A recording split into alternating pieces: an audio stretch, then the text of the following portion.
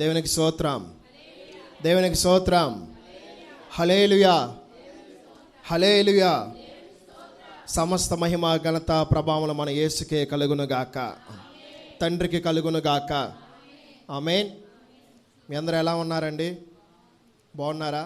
ఈ పక్కవారం పలకరించండి. మీ పక్కవారిని ఆశీర్వాద వచనములతో పలకరించండి. ఈ క్రొత్త నెలలో ఆశీర్వాద వచనములతో మీ పక్కవారిని ఆశీర్వాద వచనములతో పలకండి. బ్లెస్ చేయండి. యేసు నామమున పలకండి.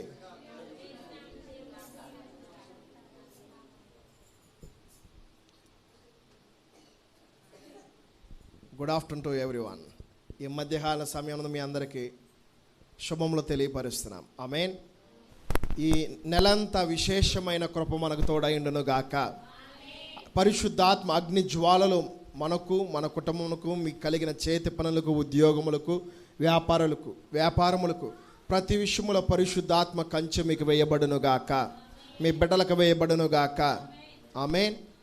మీ శిరస్సుల మీద క్రీస్తు రక్తము పోయబడును గాక. ఆమేన్. మంచిదండి. ఈ యొక్క ఆదివార దినమును మొదటి దినము, డిసెంబర్ నెలలో మొదటి దినము. పిండిలో మొదట ముద్ద పరిశుద్ధమైతే పిండంతయు పరిశుద్ధమే, ముద్దంతయు పరిశుద్ధమే. కాబట్టి ఈ దినము మొదటి దినము దేవుని సన్నిధిలో గడుపుతున్నావు. కాబట్టి ఈ యొక్క సంవత్సరము అంతము వరకు, అనగా డిసెంబర్ 31 వరకు దేవుని సన్నిధి ప్రసన్నత, ఆయన అభిషేకము, ఆయన కంచె మీకు వేయబడును గాక, మీ బిడ్డలకు వేయబడును గాక. సమస్తమైన విషయంలో ప్రభు హస్తం మీకు తోడైండును గాక. ఆమేన్. ఈరోజు వాగ్దానము కోసం ఎంతమంది సిద్ధపడి ఉన్నారు? కాసేపు ప్రభు వైపు చూస్తూ స్తోత్రములు చెల్లిద్దాం. ఆ వాగ్దానం మన జీవితంలో నెరవేర్చబడులాగిన స్తోత్రములు చెల్లిద్దాం. మౌనముగా మీ పెదవుల మీద దయారసము పోయబడును గాక. స్తోత్రములు చెల్లించండి. మీరు ఎంత స్తుతిస్తారో అంత స్తుతించండి. మన పరిశుద్ధ గ్రంథం పట్టుకుందాం ఒకసారి. ఈ వాక్యం నన్ను బ్రతికిస్తుంది, ఈ వాక్యం నన్ను రక్షిస్తుంది, ఈ వాక్యము నన్ను కృపాసత్య మార్గములో, వెలుగు మార్గములో, రక్షణ మార్గములో, వాగ్దాన మార్గములో నన్ను నడిపిస్తుంది, నన్ను నడిపిస్తుంది. నమ్మిన వారు చెప్తారా 3 సార్లు బిగ్గరగా? ఆమేన్, ఆమేన్, ఆమేన్. హల్లెలూయా. ఈ నెల మన వాగ్దానము, పరిశుద్ధాత్మదేవుడు మనకిచ్చిన వాగ్దానము. మనందరం పరిశుద్ధ గ్రంథమును ఓపెన్ చేద్దాం. దావీదు రాసిన కీర్తనలు 20వ అధ్యాయము, పేజ్ నెంబర్ 461. దావీదు రాసిన కీర్తనలు 20వ అధ్యాయము, మొదటి వచనము. ఆపత్కాలమందు యెహోవా నీకు ఉత్తరం ఇచ్చునుగాక. ఆమేన్. యాకోబు దేవుని నామమున నిన్ను ఉద్ధరించునుగాక. ఆమేన్. మరలా బిగ్గరగా చదువుదామా? ఇశ్రాయేలు ప్రజలు ఏకస్వరముతో చెప్పారు. ఎవరు ఎదుట చెప్పారు? మోషేతో చెప్పారు. తండ్రి అయిన యావే ఆ సేనాయ పర్వతం మీద మోషే గారికి చెప్పిన ప్రతి మాటలు తీసుకొచ్చి జనులు చెప్తున్నప్పుడు జనులందరూ ఏకస్వరముతో చెప్పారు, అంగీకారముతో. అటు విధముగా వాగ్దానం మనం పొందుకుంటూ ఉచ్చరిస్తూ చెప్దాం ఒకే స్వరముతో. ఆపత్కాలమందు యెహోవా నీకు ఉత్తరం ఇచ్చునుగాక. ఆమేన్. యాకోబు దేవుని నామము నిన్ను ఉద్ధరించునుగాక. ఆమేన్. ఈ వాగ్దానం మన జీవితంలో నెరవేర్చబడునుగాక, మన సంఘములో నెరవేర్చబడునుగాక. మన అందరి జీవితంలో ఈ వాగ్దానం నెరవేర్చబడి స్థిరపరచబడునుగాక. సొలొమోను భక్తుడు రాత్రి కాల సమయంలో మనం ధ్యానించుకున్నాం. రాజు అయిన సొలొమోను వాగ్దానము, నా పూర్వీకులకు వాగ్దానము చేస్తూ స్థిరపరిచయ్యా, నువ్వు నడిపించావు, నీకు వందనాలని ఆకాశం వైపు చేతులెత్తి ప్రార్థించాడు, ప్రభువును స్తుతించాడు, ప్రభువును ఆరాధించాడు. కాబట్టి గడిచిన నెల వాగ్దానం ఏంటండి? జకర్య 9వ అధ్యాయం 12వ వచనం. బంధకములో పడిపోయుండి వారులారా, నిరీక్షణ గలవారై మరలా మీ కోటను ప్రవేశించుడు. ఇదిగో నేడు నేను మీకు రెండింతలుగా మేలు చేసేదనని వాగ్దానం చేశాడు. వాగ్దానం చేసిన దేవుడు నెరవేర్చాడా లేదా? నెరవేర్చాడు. కాబట్టి వాగ్దానం చేసిన దేవుడు నెరవేర్చాడు. అటు విధముగానే సొలొమోను భక్తుడు కూడా తన తండ్రి విషయంలో, తన పూర్వీకుల విషయంలో చేసిన వాగ్దానమును బట్టి రాజు దేవుని ఎదుట దహన బలులు అర్పించి ఆకాశం వైపు చేతులెత్తి ప్రభును మహిమపరిచాడు. అట్టి విధమైన మాదిరికరమైన ప్రార్థన మనకు దేవుడు నేర్పించునుగాక. క్రొత్త ఒడంబడికలో దేవుడు మనల్ని నడిపించునుగాక. క్రొత్త నడిపింపు దేవుడు మనకిచ్చునుగాక. కాబట్టి ఈ నెల వాగ్దానమును కూడా ప్రభువు మన జీవితంలో విశ్వసించిన ఎడల నువ్వు ఎంతగా లోతుగా విశ్వసిస్తావో అంత లోతైన విశ్వాసముతో మీరు నింపబడుదుముగాక. మీరు నింపబడుదురుగాక. మనము నింపబడుదుముగాక. మనము నింపబడుదుముగాక. మన సంఘము నింపబడునుగాక. మన గ్రామము నింపబడునుగాక. మన గ్రామంలో ఉన్న సేవకులు నింపబడునుగాక. ఈ దేశము నింపబడునుగాక. ఆమేన్. ఈ వాగ్దానమే మన జీవితం బ్రతికించునుగాక. Amen. God is good all the time. God is good. దేవుడు అన్ని వేళలా మంచివాడు. ఆయనకే మహిమ కలుగునుగాక. ఈరోజు మన అంశము, ఈ పునరుద్ధాన దినమున మొదటి ఆదివారం ఈరోజు మన అంశము అపవిత్రత పోవునట్లు శుద్ధ జలము జల్లుట. మీ పక్కవారు భుజం దగ్గర చెప్పండి, అపవిత్రత పోవునట్లు శుద్ధ జలము జల్లుట. మరలా చెప్తారు మీ పక్కవారు భుజం తట్టి, అపవిత్రత పోవునట్లు శుద్ధ జలము జల్లుట. మరలా చెప్తారా? బిగ్గరగా ఏకస్వరంతో చెప్దామా? అపవిత్రత పోవునట్లు శుద్ధ జలము జల్లుట. ఈరోజు మన అంశమును దేవుడు మన వినికుడిలో దీవించునుగాక. ఈ వాక్యానుసారంగా మనం జీవించుదుముగాక. ఎహెచ్కేల్ 36వ అధ్యాయము 25వ వచనం. మీ అపవిత్రత యావత్తు పోవునట్లు. ఒకసారి 24 నుంచి చదువుదామా? నేను అన్య జనులలో నుండి మిమ్మల్ని తోడుకొని, నేను అన్ని జనుల నుండి మిమ్మల్ని తోడుకొని ఆయా దేశములలో నుండి సమకూర్చి. ఓకే, మనం ఇది వివరించుకుంటూ వెళ్దాం ఒకసారి. నేను అన్ని జనుల నుండి మిమ్మల్ని తోడుకొని ఆయా దేశంలో నుండి సమకూర్చి మీ స్వదేశములోనికి మిమ్మల్ని రప్పించెదను. మీ స్వదేశంలోనికి మిమ్మల్ని రప్పించదను. చాలండి. దేవుడైన యెహోవా అనగా యావే ఇశ్రాయేలు ప్రజలతో మాట్లాడుతున్నాడు. ఏమని మాట్లాడుతున్నాడంటే, మీరు అన్య జనులు ఉన్నారు. అన్య జనులు అంటే ఎవరో? ఐగుప్తీయులు. ఐగుప్తీయుల దగ్గర మన పూర్వీకులు చెరసాలలో కట్టబడి బంధకములో ఉండి హింస పొందుతూ అనేకమైన పరిస్థితుల్లో ఉన్నారు. ఆ టైంలో దేవుడు చెప్పిన మాట మోషేకి, ఇదిగో నేను చేసిన వాగ్దానమును నీ పూర్వీకులు చేసిన వాగ్దానాన్ని జ్ఞాపకం చేసుకున్నా. రాత్రికాల సమయం మనం మాట్లాడుకున్నాం కదా, సొలొమోను భక్తుడు, దావీదు భక్తుడు, మోషే, మన పూర్వీకులందరూ దేవుడు చేసిన వాగ్దానమును మహిమపరిచారు. ఆ వాగ్దానం నెరవేర్చబడిన తర్వాత కూడా కృతజ్ఞతాస్తుతులు చెల్లించి దహన బలులు అర్పించారు. దహన బలులు అనగా ఏంటి అర్థం? ప్రార్థన. అగ్ని అనగా అర్థం ఏంటి? పరిశుద్ధాత్మ. వాటర్ అనగా అర్థం ఏంటి? పరిశుద్ధాత్మ. ఓకే, ఈరోజు మన అంశము అపవిత్రత పోవునట్లు శుద్ధ జలము జల్లుట. శుద్ధ జలము అంటే water. Water means holy spirit, పరిశుద్ధాత్మ. మీ పక్కవారు భుజం దగ్గర చెప్పండి, పరిశుద్ధాత్మనికి తోడై ఉండును గాక. ఒక్కసారి మనందరం బిగ్గరగా చెప్దామా? ఇమ్మాన్యుయేల్, ఇమ్మాన్యుయేల్, ఇమ్మాన్యుయేల్ మీకు తోడై ఉండును గాక. ఆమేన్, ఆమేన్. Okay, next. ఐగుప్తుల దగ్గర నుంచి బయటికి దేవుడు తీసుకొస్తానని వాగ్దానం చేశాడు. ఓకే, వారి మీద ఉన్న అపవిత్రత పోవాలంటే శుద్ధ జలము చల్లాలి, వాళ్ళ మీద పడాలి, వాళ్ళ ప్రాణాత్మ శరీరం మీద పడాలి. కమ్ 25 వచ్చు. మీ అపవిత్రత యావత్తు పోవునట్లు, మీ అపవిత్రత యావత్తు పోవునట్లు నేను మీ మీద శుద్ధ జలము చల్లుదును. నేను మీ మీద శుద్ధ జలము చల్లుదును. మీ విగ్రహముల వలన, మీ విగ్రహము వలన మీకు కలిగిన అపవిత్రత అంతయు తీసివేసేదను. మీకు కలిగిన అపవిత్రత అంతయు. చూడండి, విగ్రహముల వలన అపవిత్రత కలుగుతుందంట. అవునండి, కలుగుతుంది. మీ పక్కవారు భుజం దగ్గర చెప్పండి, విగ్రహము వలన అపవిత్రత కలుగుతుంది. విగ్రహము వలన అపవిత్రత చోటు చేసుకుంటుంది. విగ్రహము వలన అపవిత్రత చోటు చేసుకుంటుంది. ఎందుకు చేసుకుంటుందని అంటారా? వాక్యం సెలవిస్తుంది సహోదరి సహోదరా, మన అపవిత్రత పోవాలంటే ప్రతి విగ్రహము అనగా శరీరాశ, నేత్రాశ, జీవపుడమము, కామకత్వము, జారత్వము, విగ్రహారాధన, ధనాపేక్ష, ప్రతి ఒక్క లస్ట్, ప్రతి బంధకముల నుంచి దేవుడు మనల్ని విడిపించునుగాక. ఆయన శుద్ధ జలం ద్వారా మనల్ని పవిత్రపరచునుగాక. తన ఆత్మ ద్వారా మనం పవిత్రపరచునుగాక. According to the Old Testament, పాత నిబంధన ప్రకారంగా దేవుడు మన పూర్వీకులని శుద్ధ జలము ద్వారా శుద్ధీకరించాడు. వారి మీద ఉన్న అపవిత్రతను తొలగించాలంటే వారు చేసిన ప్రతి పాపముల విగ్రహములతో ప్రతి ఒక్కటి ముట్టిన ప్రతి ఒక్కటి అవి దాచుకునేవి అది ఏదైతే ఉన్నాయో వారి శరీర సంబంధముగా కూడా ఆత్మ సంబంధం కూడా ప్రభు శుద్ధ జలముతో శుద్ధి చేశారు. శుద్ధ జలం అనగా వాటర్ అనాయింటింగ్. చాలామంది తెలియక అంటూ ఉంటారు, విమర్శిస్తూ ఉంటారు. కానీ దేవుని వాక్యము సూటిగా సెలవిస్తుంది, water anointing is the must and should. శుద్ధ జలం అనేది సంఘములో జరగాలి. ఇశ్రాయేలు ప్రజల పక్షమున మోషే తండ్రి అని యెహోవా చెప్పాడు, ఇదిగో జనుల మీద ఇశ్రాయేలు ప్రజల మీద ఈ శుద్ధ జలము ప్రోక్షించు అని. జల్లెరా లేదా? ఒకసారి మరలా 25వ వచనం చదువుదాం. మీ అపవిత్రత యావత్తు పోవునట్లు. ఇలా మనం చెప్దాం, మీ కాదు కానీ నా అపవిత్రత అని చెప్దాం. నా అపవిత్రత యావత్తు పోవునట్లు నేను మీ మీద శుద్ధ జలము చల్లుదును.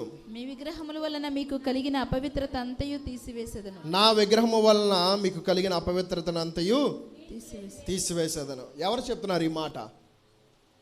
దేవుడైన యావే అనగా తండ్రి చెప్తున్నాడు. నీ మీద ఉన్న ప్రతి అపవిత్రత, నీ మీద ఉన్న ప్రతి విగ్రహారాధన, నీ మీద ఉన్న ప్రతి బంధకమును నువ్వు వేటి నిమిత్తమైతే నువ్వు కృంగిపోతున్నావో, నీరసించిపోతున్నావో, విమర్శిస్తున్నావో, నువ్వు దేని నిమిత్తమైతే నువ్వు దిగజారిపోయిన స్థితిలో ఉన్నావో ప్రతి వాటి నుంచి నీకు విడుదల కావాలంటే ఏమి కావాలండి? శుద్ధ జలముతో నీకు విడుదల కావాలి. కాబట్టి ఆ శుద్ధ జలముతో దేవుడు మనకు విడుదలనిచ్చునుగాక, ఆత్మతో దేవుడు మనల్ని నింపునుగాక. కాబట్టి ఆ దయారసము మన పెదముల మీద నుండి కారునుగాక. చూడండి, దయారసము. మీరు ఇతరులతో మాట్లాడినప్పుడు దయగల మాటలు మీరు పలుకుదురుగాక. పరిశుద్ధాత్మ దేవుడు మీలోకి వచ్చినప్పుడు మీరు స్వతంత్రులుగా ఉందురుగాక. ఆమేన్. ఓకే, ఒకసారి సంఖ్యాకాండము 19వ అధ్యాయము 25వ వచనం. దీని అర్థం ఏంటంటే వాటర్ అనాయింటింగ్. దేవుడు నాకు చెప్పినప్పుడు ఆ శుద్ధ జలము వాటర్ అనాయింటింగ్ చేయమన్నప్పుడు నేను మీ ఎదుటికి వచ్చి చేస్తున్నాను. This is called water anointing. ఇది ఎవరో మాదిరి కాదు. పరిశుద్ధ గ్రంథములో తండ్రి అయిన యావే యెహోవా దేవుడు ఇశ్రాయేలు ప్రజలకి పక్షమున మోషేకి చెప్పాడు, మోషే అహరోనులకి. ఇటు విధంగా దేవుడు చెప్పింది చేశారా లేదా? చేశారు. కాబట్టి ఇటు కృపను దేవుడు మనకిచ్చును గాక. ఇటు శుద్ధ జలముతో మన సంఘమును దేవుడు నింపును గాక. ఈ శుద్ధ జలం ద్వారా అనేకమైన జీవితంలో స్వస్థతలు కలుగును గాక. ఈ శుద్ధ జలం ద్వారా అనేకమైన జీవితంలో మార్చబడును గాక. నూతనమైన హృదయము కలుగును గాక. నూతనమైన మనసు పుట్టింపబడును గాక. శరీర సంబంధంగా ఆత్మ సంబంధంగా శుద్ధ జలం ద్వారా పవిత్రపరచబడుదుము గాక. శుద్ధ జలం అనగా పరిశుద్ధాత్మ దేవుని సహాయముతో మనము పవిత్రులుగా మార్చబడుదుము గాక. ఆమేన్. సంఖ్యాకాండము 19వ అధ్యాయము 16 నుంచి 19 వచనాలు. బయట పొలములో ఖడ్గముతో నరకబడిన వానినైనను. సంఖ్యాకాండము 19వ అధ్యాయము 16 నుంచి 19 వచనాలు చదువుకుందామా? బయట పొలములో ఖడ్గముతో నరకబడిన వానినైనను. ఒక్కరు చదవండి. ఇదంతా మనమందరం, ఈ వాక్యం మనందరం ఒకసారి తలపోసుకుందాం, విందాం జాగ్రత్తగా. ఓకే. బయట పొలములో ఖడ్గముతో నరకబడిన వానినైనను, శవమునైనను, మనుష్యుని ఎముకనైనను, సమాధినైనను ముట్టువాడు 7 దినములు అపవిత్రుడై ఉండును. ఎన్ని దినాలండి? 7 దినాలు ఏముంటుంది? అపవిత్రత. ఎక్కడెక్కడ ఒకసారి పైన చదువుదాం. ఇప్పుడు చదువుకున్నదే. పొలములో ఖడ్గము చేత చంపబడిన వారు శత్రుత్వం ద్వారా చంపుకుంటారు. అవునా కాదా? ఈ లోకంలో అనేక మంది ప్రజలు ఒకరి మీద ఒకరు గిట్టగా చంపుకుంటున్నారు. కేవలం ఏంటి? కోపము, కక్ష నుంచి ఎలా వెళ్తుంది? భేదములు. అనేకమైన విపత్తుల్లోకి మనం వెళ్ళిపోతున్నాం, బంధకములోకి పడిపోతున్నాం. మీ పక్కవారు భుజం తట్టి చెప్పండి, ఈ బంధకం నుంచి ప్రభు నీకు విడుదల ఇచ్చునుగాక. ఆమేన్. ఓకే. కోపము ద్వారా ఒకరు ఖడ్గముతో చంపబడి నరకబడిన వారు ఒకరు. ఆ శవమును, ఆ మనుషుని యొక్క ఎముకను కానీ సమాధి చేసిన వాడు, ముట్టినవాడు ఎన్ని దినముల అపవిత్రత ఉంటుంది? అది ఎవరికైనా కావచ్చు, బంధువులకైనా కావచ్చు, రక్త సంబంధులకైనా కావచ్చు, పట్టుకున్న వారు ఎవరికైనా కావచ్చు. దేవుని వాక్యం ఏమని సెలవిస్తుందంటే 7 దినములు అపవిత్రత ఉంటుంది. అపవిత్రత అంటే ఏంటి మీకు తెలిసింది చెప్పండి అంటే ఒకసారి. అయ్యో అది ముట్టకూడదు, అయ్యో అది మన గృహంలో తేగకూడదు, అయ్యో అని అంటారు. మలినము పాడైపోయిందని అంటారు, మలినము అంటారు, ఇంకా ముట్టకూడదు ముట్టిందని అంటున్నారు. ఓకే, దేవుడు మిమ్మల్ని దీవించును గాక. ఆశీర్వదకరంగా దేవుడు మిమ్మల్ని దీవించును గాక. దీవెనకరమైన వర్షం మీ మీద కృమ్మరింపబడును గాక. పరిశుద్ధాత్మ వర్షముతో మీరు తడపబడుదురు గాక. ఆమేన్. ఓకే, చదవండి ఒకసారి. అపవిత్రత అంటే మలినము. ఓకే, 17. అపవిత్రుని కొరకు వారు పాప పరిహారార్థమైన పాప పరిహార్థమైన హోమ భస్మములోనిది. చాలండి, తర్వాత చదువు. అపవిత్రుని కొరకు అనగా ఎవరైతే ఆ శవమును పట్టుకున్నారో, చనిపోయిన వ్యక్తిని. అర్థమవుతుందండి? మీ పక్కవారు భుజం తోటి చెప్పండి ఒకసారి, అర్థమవుతుందా? మీ పక్కవారు భుజం తోటి చెప్పండి, అర్థమవుతుందా? దేవుని వాక్యం అంగీకరిస్తున్నావా? ఆమేన్. ఓకే, దేవుని వాక్యం ఏమైనా సెలవుస్తుందంటే, ఒక శవమును ముట్టినవాడు తన ఎముకలను కానీ ఎక్కడైనా కానీ ముట్టినా కానీ ఏమొస్తుంది? అపవిత్రత కలుగుతుంది. ఆ అపవిత్రత పోవాలంటే ఏం చేయాలంటే 7 దినముల వరకు వేచి ఉండాలి. ఓకే, చదువుదాం ఒకసారి 17వ వచనం. అపవిత్రుని కొరకు ఆ పాప పరిహార బలి అనేది ఒకటి దేవుని ఎదుట సమర్పించాలి. హోమములు, మీకు ఒక మాట చెప్పనా, అన్ని జనులు ఉంటారు, హోమాలు చేస్తారు, యోగాలు చేస్తారు, హోమాలు ఇవన్నీ చేస్తూ ఉంటారు. అవన్నీ ఎక్కడి నుంచి వచ్చినాయి? పరిశుద్ధ గ్రంథము నుంచే, పరిశుద్ధ గ్రంథము నుంచే వచ్చినాయి. హోమ బసము చేయాలి, పాప పరిహార బలి. దేవుని వాక్యం సెలవిస్తుంది, ఈ అపవిత్రత పోవాలంటే పాప పరిహార బలి ప్రభు ఎదుట సమర్పించాలి, హోమ బసము చేయాలి. ఏ హోమం చేయాలి? పాప పరిహార నిమిత్తము ప్రభు ఎదుట ఒక హోమం చేయాలి. ఇప్పుడు మీరు ఉదాహరణ మీరు చూడండి, అన్యులు చూసినట్లయితే అది కొంచెం తీసి ఒక దాంట్లో పెడతారు కదా, దినమప్పుడు దాన్ని ఏదో కలిపేస్తారు కదా, అర్థమవుతుందా? ఓకే, అస్థికులు కొంచెం కింద చదువుదాం. దానిలోది కొంచెము తీసుకునే వాళ్ళు, ఆ హోమములోది కొంచెము తీసి పాత్రలో వేయబడాలంట. ఆ భస్మము మీద ఒకడు పారు నీళ్లు పోయవలెను. ఆ భస్మం మీద ఒకడు పారు నీళ్లు పోయాలి. మీ పక్కవారు భుజం తోటి చెప్పండి, భస్మము అంటే బూడిద. అందుకే భస్మ బుధవారం అంటాం కదా, భస్మ బుధవారం, యాష్ వెడ్నెస్డే. ఇంగ్లీష్లో యాష్ వెడ్నెస్డే అంటారు, తెలుగులో భస్మ బుధవారం అంటారు. ఓకే, ఆ బూడిద మీద ఏం పోయాలి? నీరు, పారు నీరు పోయాలి. నీరు, water, have to pour the water. ఆ యొక్క బూడిద మీద ఏం పోయాలి? పారే నీరు పోయాలి. వాటర్ అనగా దేనికి గుర్తు? వాట్ ఇట్ గేస్ ఇండికేటింగ్ పరిశుద్ధాత్మ. అర్థమవుతుందా ప్రియ సహోదరి సహోదరుడా? అపవిత్రత కలిగిన వ్యక్తి పాప పరిహార బలి దేవునికి సమర్పించాలి, ప్రభువుకు సమర్పించాలి. అర్థమవుతుంది? పాప పరిహార బలి దేవునికి సమర్పించాలి, ప్రభువుకి. According to the Old Testament, పాత నిబంధన ప్రకారంగా ప్రభువుకి సమర్పించాలి. ఆ పాప పరిహార బలి దేవునికి సమర్పించినప్పుడు ఏం జరుగుతుందంటే, ఆ యొక్క బసము, ఆ యొక్క హోమముల నుంచి తీసిన ఆ బూడిదే అది తీసి ఏం చేయాలంటే పక్కన పెట్టి ఒక పాత్రలో పోసి పారే నీరు పోయాలి. Water indicating is that holy spirit. కాబట్టి ఆ మలిన మట్టి విధముగా దేవుడు తుడిచివేస్తున్నాడు. ఎప్పుడైతే నువ్వు హోమమును చేస్తావో, ఎప్పుడైతే నువ్వు పాప పరిహార బలి ప్రభు ఎదుట నువ్వు సమర్పిస్తావో, ప్రభువు చెప్పిన మాట నువ్వు వింటావో, నీలో ఉన్న ప్రతి కల్మషమును పోవును గాక, నీ శరీరంలో ఉన్న ఆత్మలో ఉన్న కల్మషమును పోవును గాక. You are indicating that. నువ్వు చూస్తున్నావు, నువ్వు గమనిస్తున్నావు, నా శరీరం అపవిత్రత నువ్వు అనుకున్నావు, కానీ ఆత్మ కూడా అపవిత్రపరుస్తుంది. కాబట్టి యేసుక్రీస్తు ప్రభువారు అంటారు ఒక మాట, నీ కన్ను చెడ్డదైతే, నీ కన్ను మంచిదైతే. కాబట్టి నీ కన్ను ఎందుకు దేవుడు ఇలా మాట్లాడుతుందంటే, మన కన్ను చెడ్డగా ఆలోచించినా చూచినా కానీ మన స్పిరిట్ కూడా పాపం చేస్తుంది, మన ఆత్మ కూడా పాపంలో నడిపింపబడుతుంది.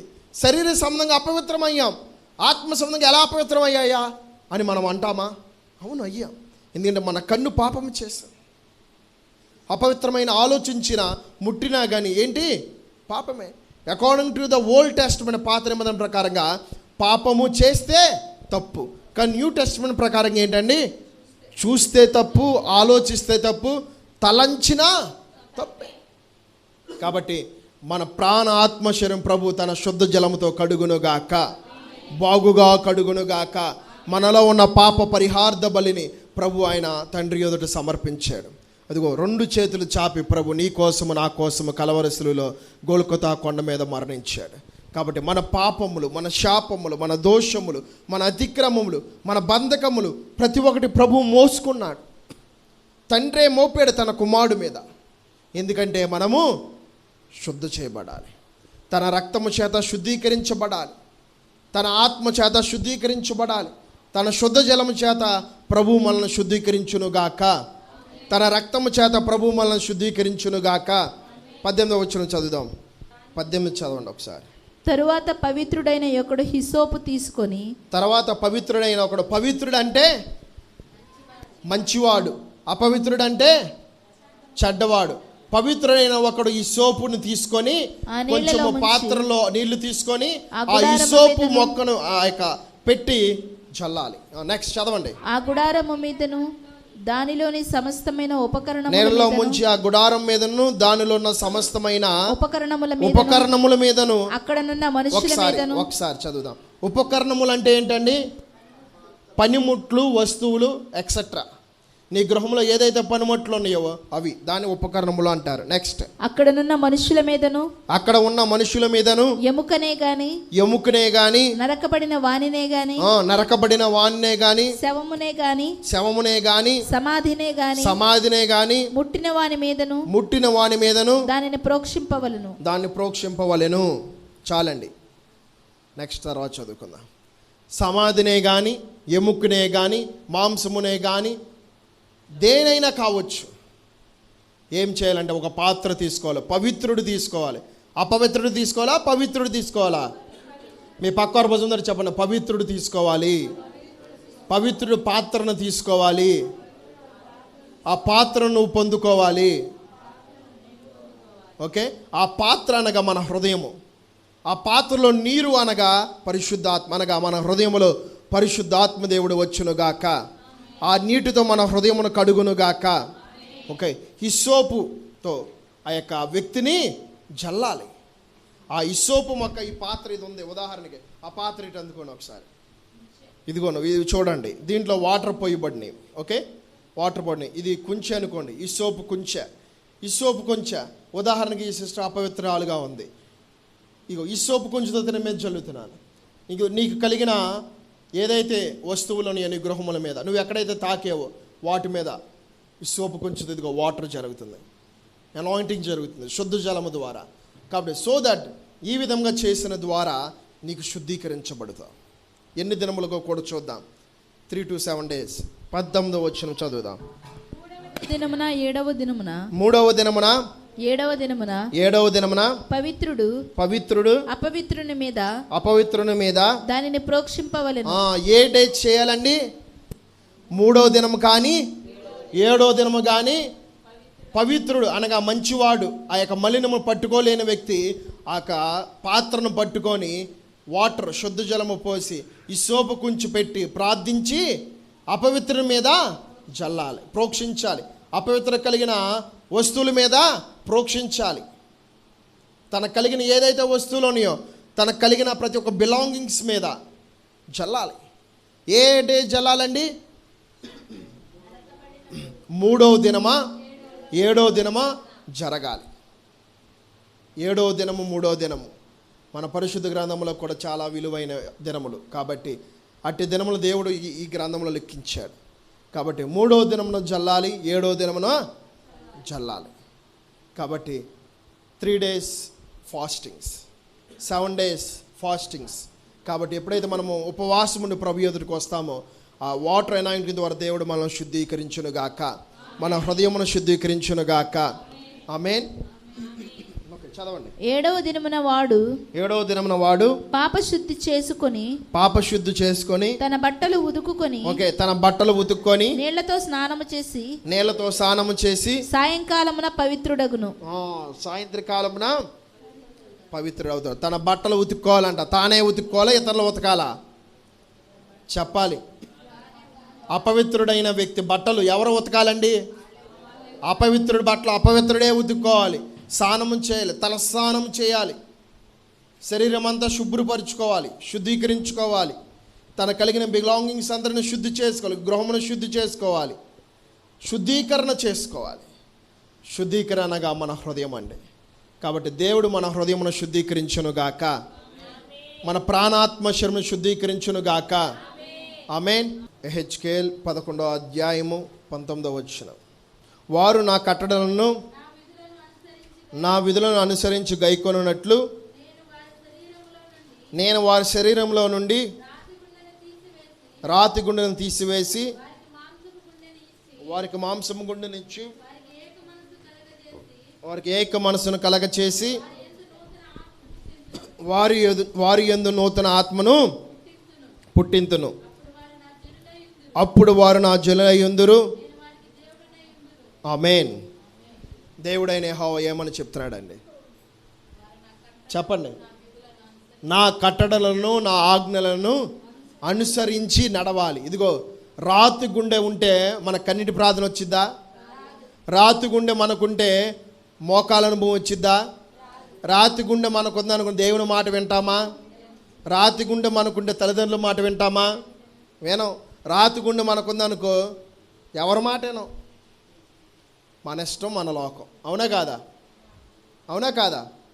దేవుని వాక్యం సెలవిస్తున్న సహోదర సహోదరా, రాతి గుండెను దేవుడు తీసివేయునుగాక. దేవుడైన యెహోవా చెప్తున్నాడు, రాతి గుండెను నీలో నుంచి నేను తీసివేస్తాను. ఇదిగో ఏమిస్తానంటున్నాడు? మాంసము గుండె. మాంసమును గుండెని దేవుడు మనకిచ్చునుగాక. మాంసము హృదయమును దేవుడు మనకిచ్చునుగాక. ఏక మనసును దేవుడు మనకిచ్చునుగాక. ఏక మనసు కలిగే మన ఉందుముగాక. ఆమేన్. అనేకమైన మనస్సులు మనలో నుంచి తొలగింపబడునుగాక. ఏక మనసు క్రీస్తు మనసు అయి మనలో ఉండునుగాక. క్రీస్తు హృదయము కలిగి మన ముందుముగాక. ఆమేన్. అట్టి కృపను దేవుడు మనకు అనుగ్రహించునుగాక. ఆమేన్. ఏక మనసును కలగచేసి వారికి నూతన ఆత్మను పుట్టింతును. నూతన ఆత్మను దేవుడు పుట్టిస్తానన్నాడు. నూతన ఆత్మ దేవుడు ఎలా పుట్టిస్తాడండి? ఆయన ఆజ్ఞలను ఆయన విధులను అనుసరించిన ఎడల నీ జీవితంలో నూతన ఆత్మ పుట్టింపబడునుగాక. New spirit will be generate in you in your hearts. Amen. Amen. In your mind. Amen. కాబట్టి మన మనసులో పుట్టింపబడునుగాక, మన హృదయంలో పుట్టింపబడునుగాక. ఈ ప్రాణాత్మ శరీరంలో ప్రభు ఆత్మ స్థాపింపబడునుగాక, సియోనులో స్థాపించునుగాక. ఈ ఆత్మ ఈ లోకములో ఉపయోగకరంగా ప్రభు ఎదుట ఉండునుగాక. ఆమేన్. మనము దేవుని ఎదుట ఎలా ఉండాలి అనేది మొదటగా మీరు ఆలోచించాలి. నేను నా దేవుని ఎదుట కృతజ్ఞత కలిగి ఉన్నానా లేదా? అనుదినం మీరు ఈ విధంగా ప్రార్థించండి. ప్రభువా, నీ ఎదుట కృతజ్ఞత కలిగిన జీవితం నాకు దయచేయండి. నీ ఆజ్ఞలు నీ అనుసరిస్తానయ్యా, నీ కట్టలను నేను అనుసరిస్తానయ్యా, నీ కృపలో నన్ను ఉంచండి. నీ కృప నా పట్ల తక్కువ చేయొద్దయ్యా అని ఈ విధంగా ప్రార్థించండి. ఒకవేళ నువ్వు చేయరాని తప్పు నువ్వేమైనా చేసావా? దేవుని మాట నువ్వు వినట్లేదా? చిన్న చిన్న తప్పులు నువ్వు చేస్తున్నావా?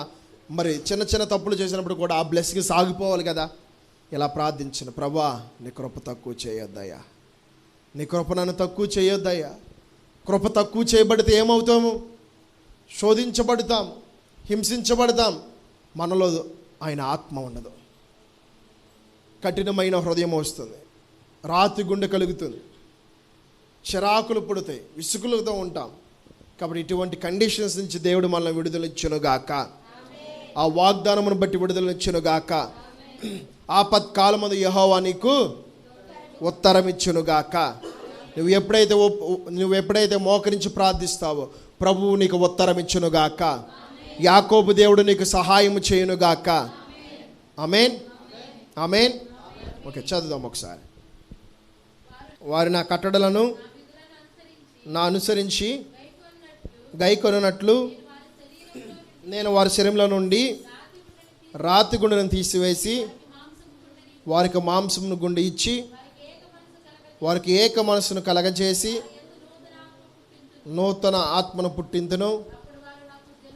అప్పుడు వారు నా జనులయ్యుందురు, వారికి నేను దేవుడినై ఉందును. చూడండి, మొదటగా మనం ఆయన జనులుగా ఉందుముగాక. ఆమేన్. దేవుడు ముందుగానే ఆయన నిర్మించుకున్నాడు, ఆయనే మనకు దేవుడై ఉన్నాడు. ఇటు విధంగా మనం గమనించుదము గాక. ఒక మేల్కొలుపు మనలో కలుగును గాక. ఆమేన్.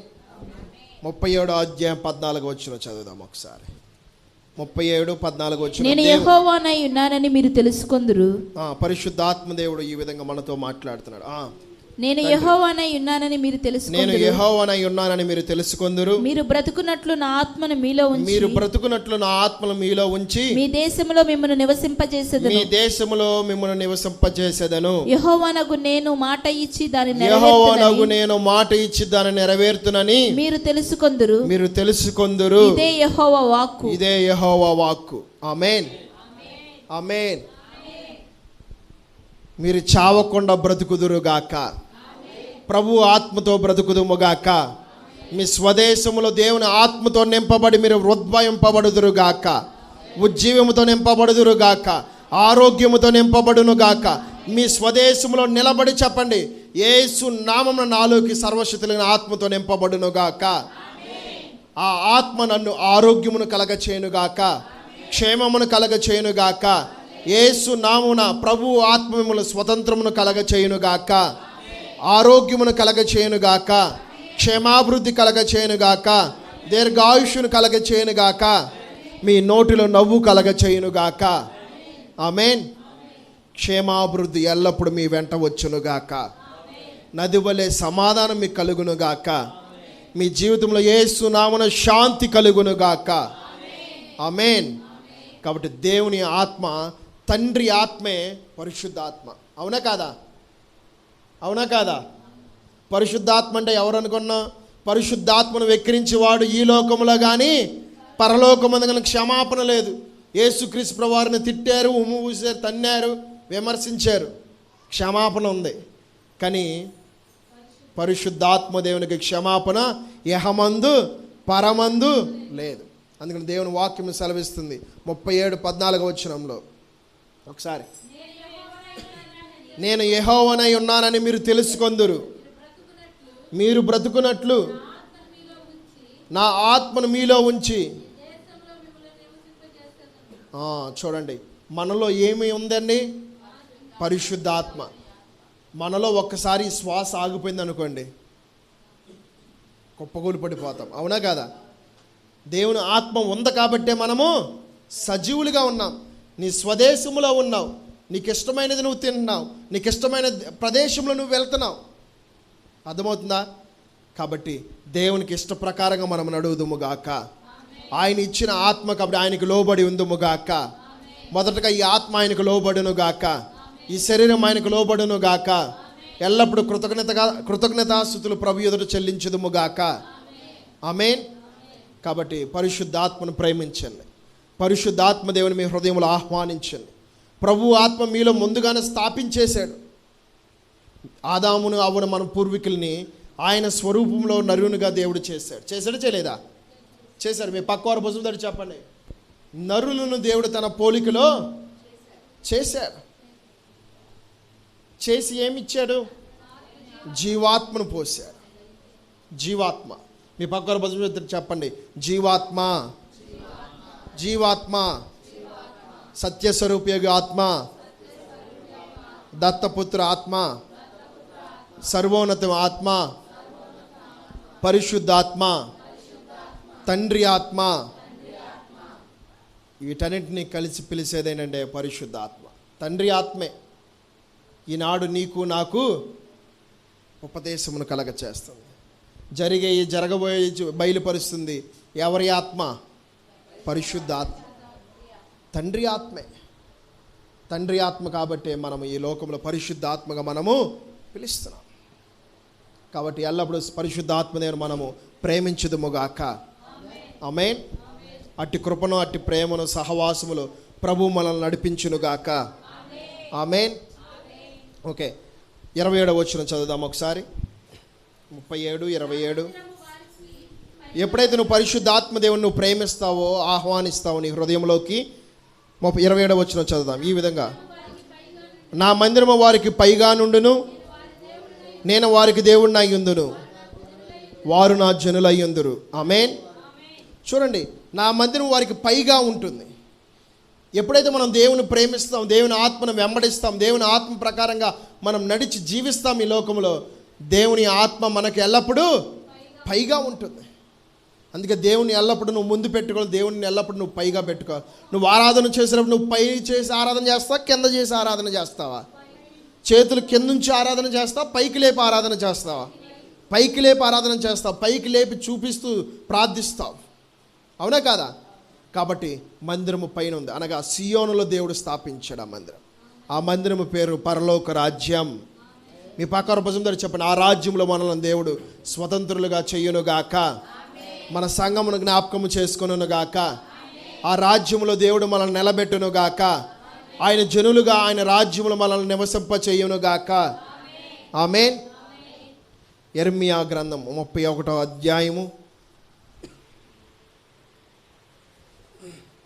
31వ అధ్యాయము 31 నుంచి 33 వచనములు చదువుకుందామా?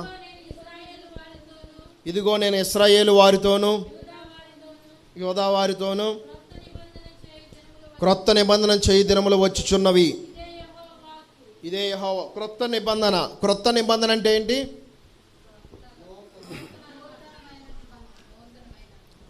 New commandments, new promises. Okay, చదవండి. ఇదిగో నేను ఇశ్రాయేలు వారితోనూ యూదా వారితోనూ క్రొత్త నిబంధన చేయి దినములు వచ్చుచున్నవి. ఇదే యెహోవా వాక్కు. అది ఐగుప్తులో నుండి వారిని రప్పించుటకై నేను వారిని చెయ్యి పట్టుకొనిన దినమున వారి పితరులతో నేను చేసిన నిబంధన వంటిది కాదు. నేను వారి పెనిమిటినైనను ఆ నిబంధన భంగము చేసుకొనిరి. ఇదే యెహోవా వాక్కు. ఈ దినములైన తరువాత నేను ఇశ్రాయేలు వారితోనూ యూదా వారితోనూ నిబంధన ఇదే. వారి మనస్సులో నా ధర్మ విధి ఉంచెదను, వారి హృదయం మీద దాన్ని రాసిదను. యెహోవా వాక్కు ఇదే. చూడండి, నిబంధన ఏంటి? ఆ నిబంధన దేవుని వాక్యం మన హృదయం అనే పలకల మీద రాయబడును గాక. ఆ వాక్యం మనల్ని కృపాసత్య మార్గంలో నడిపించును గాక. ఆ ఆత్మ మనల్ని ప్రభు యొద్దకు నడిపించును గాక. సర్వోన్నత ఆత్మ మనల్ని కమ్ముకొనును గాక. ఆ ఆత్మ మనల్ని సత్య మార్గంలో నడిపించే వరకు సదాకాలం మనకు తోడయుండును గాక. కాబట్టి ఇది క్రొత్త నిబంధన. ఈ నిబంధన విశ్వసించిన వారి జీవితంలో నెరవేర్చబడును గాక. మన పూర్వీకుల విషయంలో నెరవేర్చబడింది, మన విషయంలో కూడా నెరవేర్చబడుతుంది. వాక్యమును మన హృదయములో మీద రాయబడాలి. రాయబడాలంటే ఏం చేయాలి? ప్రార్థించాలి, ధ్యానించాలి, నమ్మరవేయాలి. విన్న వాక్యమును ఎక్కడికి వచ్చి విడిచిపెట్టకూడదు. ఈ చెవితో నా చెవితో వాక్యానుసారంగా మనం జీవించదుముగాక. ఆ వాక్యమును, న్యాయ విధులనే వాక్యమును మన హృదయం అనే పలకల మీద ప్రభు తన హస్తముతో రాయునుగాక. ఏ వేళతో అయితే 10 ఆజ్ఞలు దేవుడు రాశాడు, ఏ వేళతో అయితే పాపాత్ముల స్త్రీ విషయంలో అనేక మంది ప్రజలు తీర్పు తీర్చారు, ఆ వేళతో రాసినప్పుడు, జడ్జిమెంట్ ఇచ్చినప్పుడు ఆ స్త్రీ రక్షించబడింది. కాబట్టి అదే వేళతో ఆ వాక్కును మన హృదయం మీద రాసినప్పుడు మనము రక్షించబడుదుముగాక. ఆ రాజ్యములో మనకు రక్షణ కలుగునుగాక. ఆ రాజ్యములో ప్రభు మన స్వతంత్రులుగా చేయునుగాక. ఆమేన్. కాబట్టి ఎల్లప్పుడు మందిరమును పైనే ఉంది. కాబట్టి ఎల్లప్పుడు ప్రభు వైపు చేతులు చాపుతూ స్తోత్రములు చెల్లించుదుముగాక. ఆమేన్. ఎహెజ్కేల్ 34వ అధ్యాయము 29-30 వచనంలో. మరియు వారు ఇక దేశంలో కరువు కలిగి నశించిపోకుండాను, అన్యజనుల వలన వారు కవమానము ప్రాప్తించకుండాను, మరియు వారు ఇక దేశములో కరువు కలిగి నశించిపోకుండాను, అన్యజనుల వలన వారికి అవమానము ప్రాప్తించకుండాను, వారి ప్రఖ్యాతి కొరకై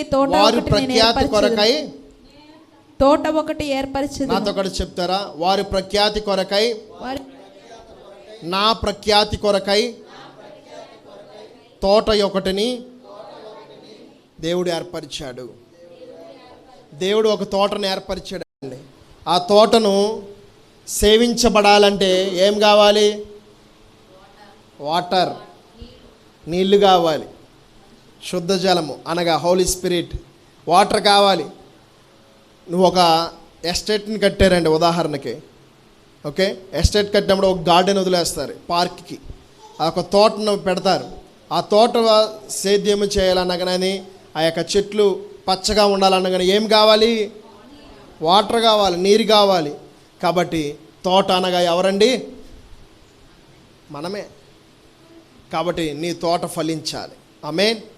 నీ తోట ఎల్లప్పుడూ పచ్చగా ఉండునుగాక, నీ తోటలో చిగురు పుట్టునుగాక, ఫలములు కాయునుగాక, వరములు కలుగునుగాక, ప్రభు కోసం మనం బ్రతుకుదుముగాక. ఈ తోటను దేవుడు ఏర్పరిచాడండి. నువ్వు ఏర్పరచబడిన వాడు. మీ పక్కవారు భుజం తట్టి చెప్పండి, నేను ఏర్పరచబడిన వాడిని. నీవు ఏర్పరచబడిన వాడివి. నీ తోట ఏర్పరచబడింది. నీ తోటకు నీరు సమృద్ధిగా వచ్చునుగాక, ప్రభు ఆత్మతో నింపబడుదుముగాక. ఆమేన్. ఆ తోటని నీరుతో నింపేది ఏంటంటే పరిశుద్ధ ఆత్మదేవుడు. తండ్రి ఆత్మ ఆ తోటను నింపునుగాక. మన ప్రాణ ఆత్మ శరీరంను, మన హృదయంలో ఉన్న ఈ తోటని ప్రభు ఆత్మతో తడుపునుగాక. అనుదినము తడుపునుగాక, అనుదినము తడుపునుగాక.